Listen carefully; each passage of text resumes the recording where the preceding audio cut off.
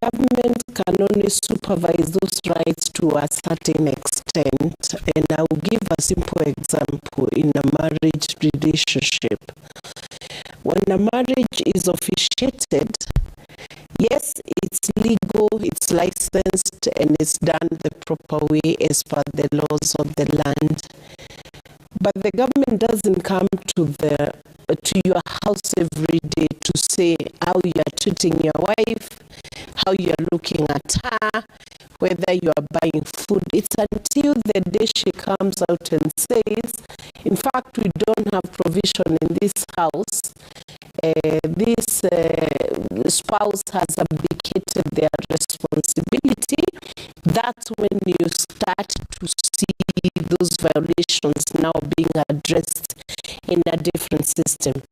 In the same manner, when a right to freedom of worship is granted under the Constitution, Article 32, then it behoves on the institution that is exercising those rights together with the individuals to be responsible in how those rights are exercised.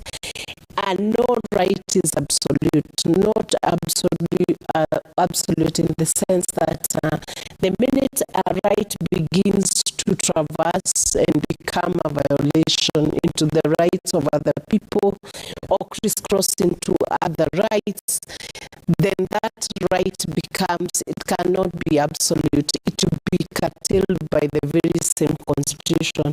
Yeah. So I want to say, in very many fronts, there are some institutions that have failed. These are not two people who died.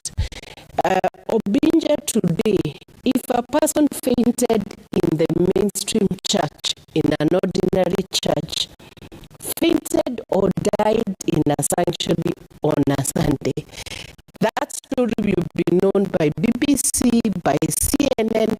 It will be across the whole globe because it will be treated as a very big story. Never mind that could even be natural causes that have caught up with that follower even as they were worshiping. It will be known and it will be investigated. It will be checked to see how that person died in the public space. Yeah. Now, we have a situation here, Obinja, where members of families have disappeared. There is no one complaining. My first worry is the domestic institution that takes accountability for you when you wake up in the morning and you walk to Citizen. Who knows whether you came on air? If you don't come on air for 6 hours, is there no one asking that Obinja was in this program this morning and we have seen he's not there, he's not called? Where is he? You disappear for day 1, day 2, day 3, a whole week.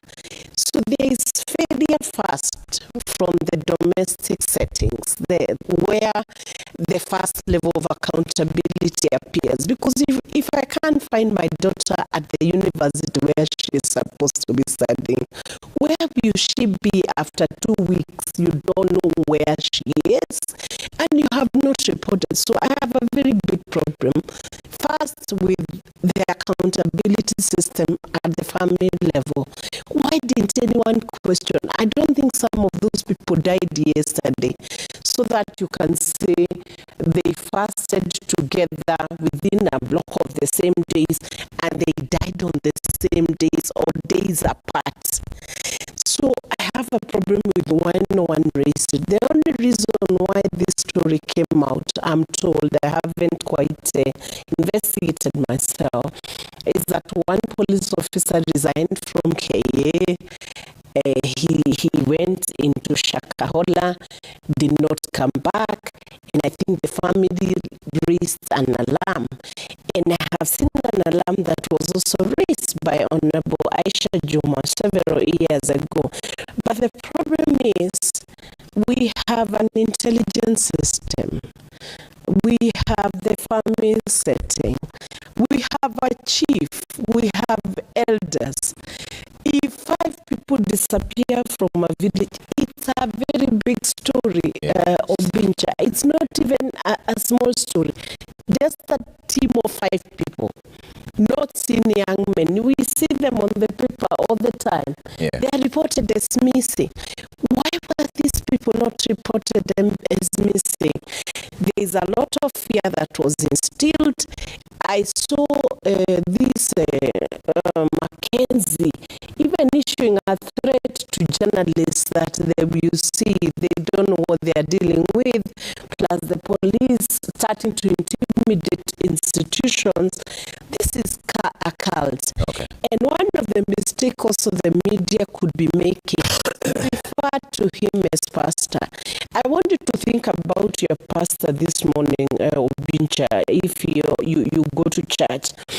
In your normal church, the evangelical or the ACK or the PCA, that's a man of God or a woman of God who's been serving and doing the right things. Then suddenly, you take a criminal like Mackenzie, you start attributing to him the title of a pastor or a prophet or whatever.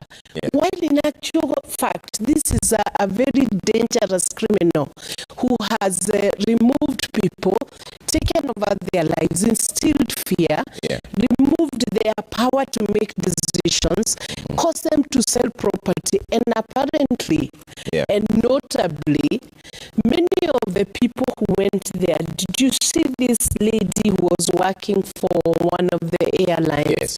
They sell their property first, surrender all the funds to this Shadrach, and then after that they go into the forest, and I think their death is accelerated by not just fasting, but also strangulation has been reported. There were marks of strangulation. Obinja, I suspect there were many violations of human rights. I have seen children were involved. In fact, if we were in another jurisdiction, and I want to refer to one of the incidences that occurred in a place called Utah in Texas, where there's a cult there, which is, if you watch a documentary on Netflix, Keep Sweet, Pray and Obey. The first thing they do is to take the power. They control the doctrine. They want people to believe in a certain doctrine or a certain person. And that person becomes a doorway to go to heaven, which is dangerous. I have also seen another one in the Western Province who is called, is supposed to be a Jesus somewhere, of Tongaren. I think there are places where we need to check and see how is the doctrine moving. All right. Sifuna,